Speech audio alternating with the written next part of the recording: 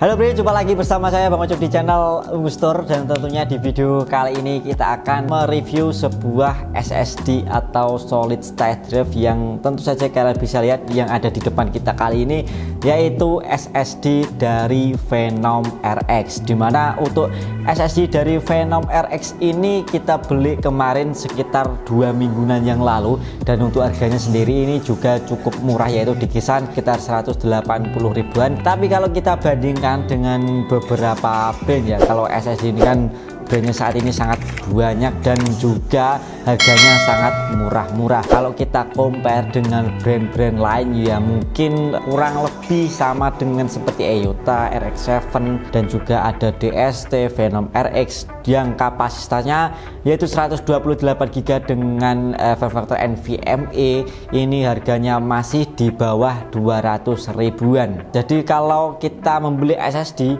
dengan kapasitas 128 GB ini biasanya hanya muat untuk operating system saja atau buat OS, dan untuk Windows ini size-nya sekitar ya 50 sampai 60 GB. Jadi kalau kita pakai yang 128 GB, yang tersisa sekitar 50 GB aja. Dan kalau kita bicara soal brand ya, kalau soal brand dari Phenom RX sendiri ini ya bukan brand-brand baru. Jadi untuk Phenom RX ini sudah brand lama. Kalau kita lihat di website resminya, Phenom RX ini lahir sekitar tahun 2007. Jadi kalau kita ini bicara tahun 2024 ya sekitar kurang lebih 17 tahun. Jadi secara pengalaman untuk Phenom RX ini harusnya dia mempunyai pengalaman yang cukup banyak dibandingkan dengan kompetitor-kompetitor lain. Dan kalau kita lihat untuk awal mulanya Phenom RX ini bukan membuat SSD. Jadi waktu awal muncul dia membuat DRAM dan juga power supply ya. Jadi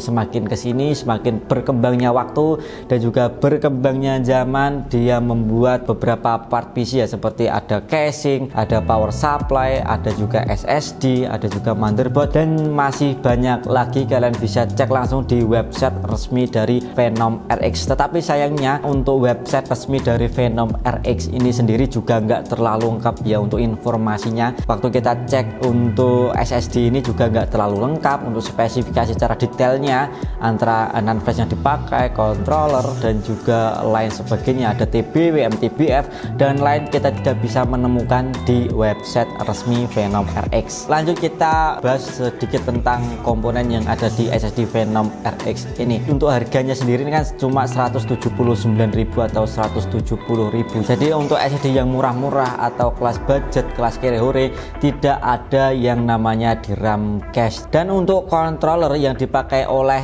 SSD dari Phenom RX ini sendiri, ini kita bisa lihat di bagian sini ya. Jadi untuk controllernya sendiri ini menggunakan controller dari Realtek ya. Dan di sini juga kita bisa lihat bahwasanya dia memiliki 2 buah NAND flash, yang mana untuk 2 buah NAND flashnya sendiri ini memiliki kapasitas masing-masing 64 GB, yaitu di bagian depan dan juga di bagian sini 64 GB, 64 GB. Jadi kalau kita total ya kapasitasnya 128 GB. Coba kita perlihatkan untuk teman-teman ya, mungkin ada yang penasaran. Jadi bentuknya seperti ini. Nah, ini adalah tampilan dari SSD atau NAND flash ya, ini lebih tepatnya NAND flash. Di sini juga ada masih tersisa 2 tempat untuk NAND flash. Kalau kalian mau uji coba menambah kapasitas SSD kalian bisa membeli NAND flash lalu kalian tancapkan di sini. Semoga saja mati.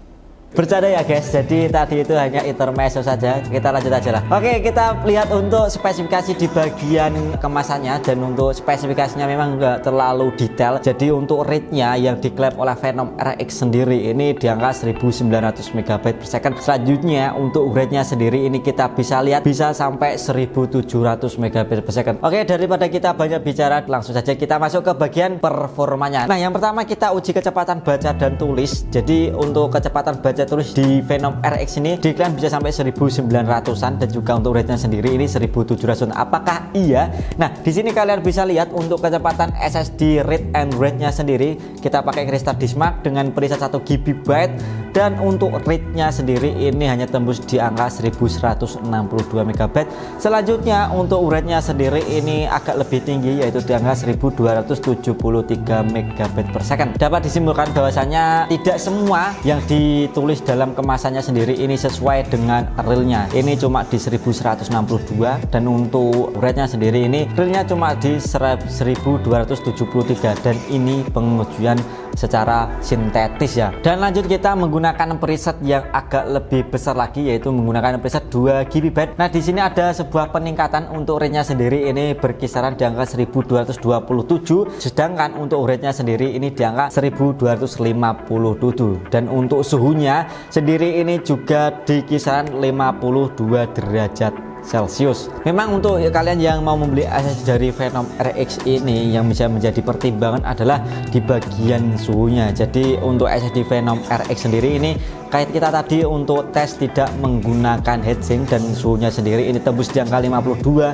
53 bahkan sampai 54 derajat Celcius. Dan pengujian yang kedua atau metode yang kedua kita menggunakan heatsink, dimana kalau kita menggunakan heatsink otomatis performanya harusnya dia meningkat, dan ternyata iya, kita menggunakan aplikasi yaitu Crystal Disk Mark, dan untuk peningkatannya sendiri ini juga masih cukup lumayan, yaitu untuk RAID-nya sendiri ini kita mendapatkan di angka 1347, dan untuk URAT-nya ini kita mendapatkan skor di angka 1270, dan suhunya yang awalnya tadi di kisaran 52, 53 bahkan sampai 54 kini turun menjadi 44 derajat Celcius saja. Jadi untuk kalian yang sudah terlanjur membeli SSD dari Phenom RX, saya sarankan untuk menggunakan heatsink lagi supaya performanya akan keluar dan juga suhunya akan tetap stabil ya. Jadi kalau saat idle aja untuk suhunya sendiri ini berkisar di angka 50 dan juga 51 derajat Celcius. Jadi ini suhu idle. Tapi kalau kita sudah jalankan, apalagi kalau kita buat operating system, buat main game, otomatis suhunya akan meningkat, yaitu di kisaran 55 sampai 54, dan ini kalau kita biarkan berhari-hari akan cepat merusak SSD kalian ya. Jadi penyebab dari sebuah SSD rusak ini bukan hanya dari segi brandnya aja, tetapi juga kelistrikan di tempat kita juga harus bagus, dan juga suhunya juga harus terjaga, karena salah satu kelemahan dari sebuah komponen elektronik yaitu adalah panas. Kalau panas dan juga berlebihan otomatis akan mengurangi umur perangkat tersebut, dan begitu juga di sebuah SSD. Dan untuk pengetesan selanjutnya yaitu kita menggunakan ASSD benchmark. Kalian bisa lihat untuk skor yang didapatkan di angka 2330 EMA. Untuk RAID-nya sendiri ini kita mendapatkan skor di angka 769, sedangkan untuk URAT-nya sendiri ini kita mendapatkan skor di angka 1160.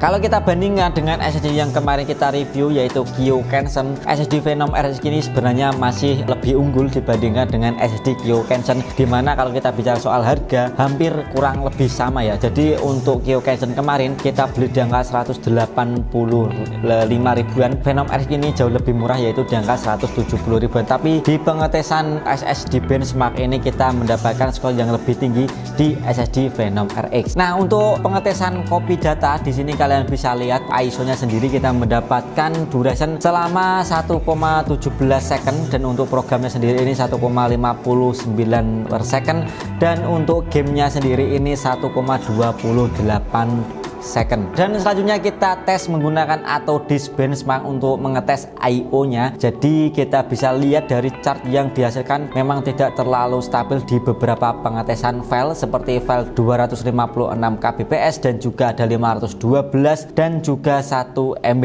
Ini disebabkan karena waktu kita tes menggunakan Auto Disk Benchmark SSD ini kita tidak menggunakan heatsink, jadi pure kita menggunakan SSD ini saja. Kalau kita lihat tadi ya, jadi untuk suhunya sendiri ini cukup tinggi yaitu di kisaran 53. Jadi untuk performanya sendiri ini memang agak sedikit kurang stabil dibandingkan menggunakan heatsink. Dan selanjutnya kita juga tes untuk mengcopy sebuah data. Jadi untuk datanya sendiri ini cukup besar dari SSD Phenom RX ke SSD Phenom RX, dan untuk kapasitas datanya sendiri ini sekitar 50 GB, dan untuk filenya sendiri ini untuk jumlahnya cukup banyak ya, sekitar 55.000. Jadi file ini berisikan cukup banyak, ada data anggota game, dan juga ada foto, video, dan juga masih banyak lagi file-file random, dimana kalau tanpa heatsink ini membutuhkan waktu sekitar 9 menit 54 detik.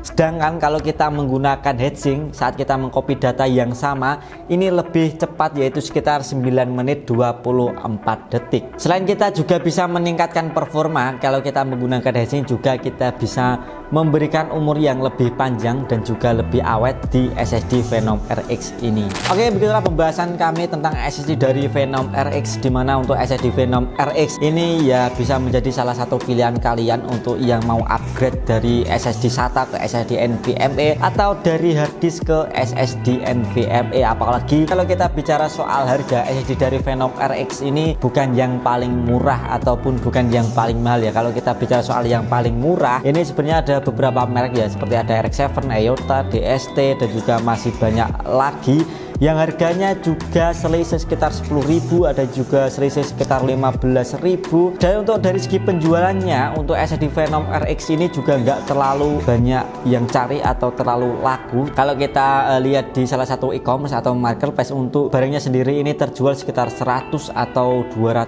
piece. Jadi kalau kita bandingkan dengan SSD seperti RX7 yang katanya gacha, ini terjual hingga 1,5 ribu, ada yang 1,6 ribu. Hal ini sangat-sangat menarik. Ini orang Indonesia suka SSD yang murah gacha. Jadi semoga konten kali ini tidak bermanfaat tetapi menghibur ya, karena sebaik-baik manusia adalah yang menghibur. Oke, cukup sekian, semoga kita bertemu di lain kesempatan. Saya Bang Ucup pamit, sampai jumpa di video selanjutnya, dan jangan lupa kalian subscribe supaya kita bisa memberikan konten-konten yang lucu.